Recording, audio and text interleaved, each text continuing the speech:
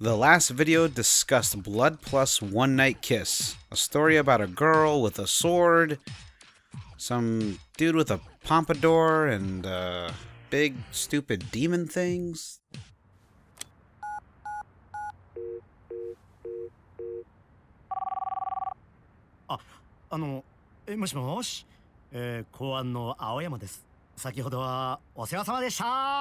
Not sure what that was about, since I can't read Japanese. I can't learn it due to having the attention span of a frog. Today, we're talking about Frog Minutes, a 2011 mobile game developed by Grasshopper manufacturer, released on iOS and Android for about $4, I think. According to the devs, all revenue made from sales went straight to donations to aid victims of the 2011 earthquake and tsunami disasters that happened in Japan around that time. So that's cool. I actually bought it back in 2018 or so, but the goddamn game would just crash as soon as I tried starting it on my phone and tablet. My guess is it was never updated for later models and such. But that's in the past. An anonymous Grasshopper fan has provided the APK file and made it fully playable on a certain version of Nox, an Android emulator.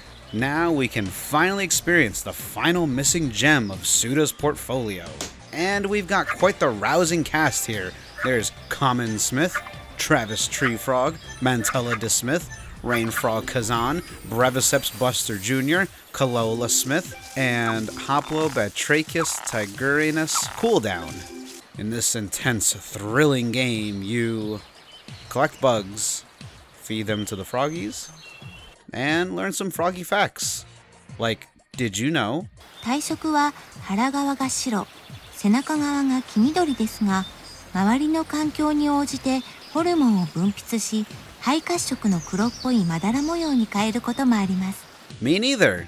Oh wait, there's an English setting. All the froggies and buggies were drawn by Tadayuki Nomaru, so they all look pretty damn gorgeous. He was the director of this little game, but has also been working as a concept artist at Grasshopper for some time. His art always strikes this incredible balance of realism and style. Really glad he was put into good work, drawing bugs and frogs. Unsurprisingly, the gameplay is not very intuitive on a mouse. Feeding the frogs would surely feel less cumbersome on a touchscreen.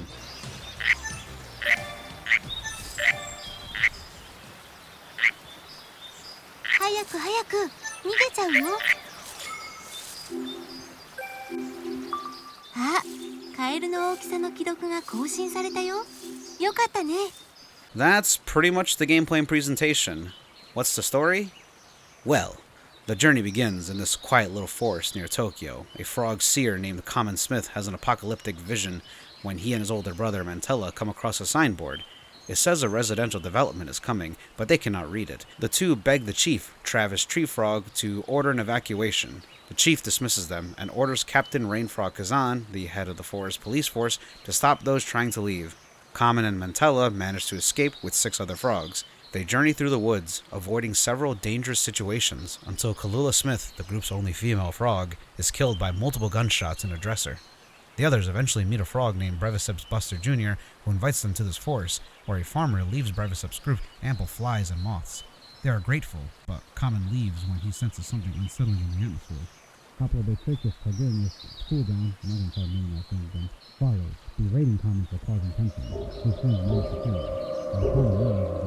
I just don't see it. I watched your videos to see what the hype is, considering No More Heroes 3 is the joke may be that this is all not deep at all, and the real troll is making people think it is, to find meaning in something that isn't there. All this project is just and gauge meaning where there really isn't any. I feel like you're looking a bit too much into the verifying what this game is just feels like a stretch of your soul.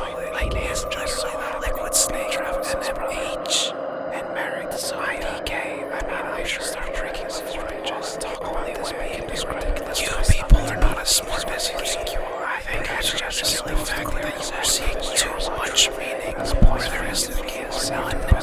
You are of the school of thought. It's just class is not school. You are the half-ass teachers analyzing passages from books and poetry that talk about obvious parodies play on the Dante story as an archetype when it came to the section on NA. We're taking the game tells you what's going on and reveals what the purpose of this game may be. What kind of deeper esoteric meanings are you searching for? This story perhaps like I've never looked at the cheesiest way. I always just saw it as on satire on a smile and entertainment. They are Goichi Sudas who you'd get if you crossed the creative styles. Evil and Tarantino. I think you were intrigued as to towards video game design, not literal. The political conflict between the young cringe, saying government, etc. Those ends is just much more of the eternal anything. Try to focus on the games in isolation. Doesn't reach to draw connections with deriving meanings out of things. Where am I? Oh, the story ends with them gathering all the pieces of the grand frog mecha known as 100%. What a lovely name. Is that French? That's it for our froggy friends and their ongoing quests for world domination. They clearly set up some sort of sequel with the mid-credits ending there. Hopefully there's something that'll come to fruition one day. Please join me next time when I present a 5-hour-long detailed analysis on the Microsoft Kinect masterpiece, Diabolical Pitch.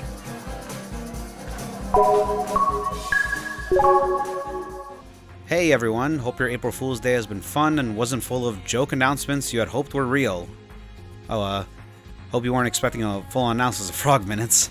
I had a lot of fun making my first ever prank video for this channel, but now it's back to serious business. I'm recording this a couple days after I got back from PAX East, where I got to conduct an interview with Suda51 himself. Looking back now, what does the game and the experience of its original production mean to you personally?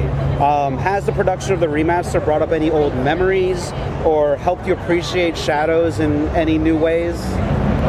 いやもうダムドを作った時はいろんなことがあって、一番はまず三上さんとのやっぱ思い出ですよね。三上さんはもう最初から参加してくれて、本当に最初からっていうのはプロジェクトの最初じゃなくて EA にプレゼンに行くところまでから最初だったんですよ。EA だったりアクティだったりとか、当時ルーカスアーツも行きましたし。There's a lot of things that kind of came flooding back to, memory-wise, experience-wise, revisiting Shadows of the Damned. One part of the game and the process of creating the game that really sticks out in his memory is Mikami's involvement with it. Mikami was involved from the beginning. He doesn't mean from the point they started making the game. Mikami was actually involved from the point where they came up with the game and started going to different publishers to pitch it. Like they went to EA, obviously. They went to LucasArts. They went to Activision, THQ Nordic, a handful of other publishers as well. He was with them from the very start, like pitching the game with them, bouncing ideas off each other and stuff. The experience that he had with together with Mikami was kind of similar to the experience of the two main characters in the game. It was kind of like a road trip that they took together, going through this like strange land they're not that familiar with, like meeting all these like weird people and overcoming all sorts of obstacles and stuff like that. Just kind of joking around, do lots of it. But his experiences with Mikami, both pitching and actually making the game once it finally got decided, that's something that those are some really treasured memories of his. A lot of things actually happened leading up to and during the production of the game. Some of them are really great memories. Some of them are not so great memories. Some of them are things that are actually kind of painful to remember at all. One of the things that really sticks out in his memory is what's referred to in Japan as the 3/11 disaster. It's called the Great Tohoku earthquake. That happened as they were developing the game, and it was obviously it was a huge shock to Japan in general, but it was a really shock to him and to Grasshopper at the time as well, because they basically weren't able to. They had to kind of stop production. Everybody, the country is kind of in panic mode, and at the time there were about 20 non-Japanese staff members at Grasshopper, and a bit over half of them ended up pretty much immediately going back to their home countries. And some of them weren't able to come back. Some of them, by the time they would have been able to come back, had already moved on to something else. There were some of the Japanese staff who were also, going through some hardships at the time due to the earthquake. There was a time in 2011 where production was completely stopped altogether, and things got really iffy about how the future of this game was going to turn out. It wasn't all just terrible bad experiences. Again, there were some things that he'd rather not look back on, some things that are great to look back on, but I mean, just talking about the things that, even just the main things that stick out in his memory when it comes to creating Shadows of the Damned, he could go on and on for hours about that. Yeah, it was a real roller coaster ride, basically, of awesome things, terrible things, and just weird things that you kind of experienced and saw. We mostly talked about Shadows of the Damned since the remaster's coming this year. While I'm still not sure when we're getting the remaster, you can expect a review on it and then some. I've got plenty more planned for this year and hope you all stick around, and thanks for watching.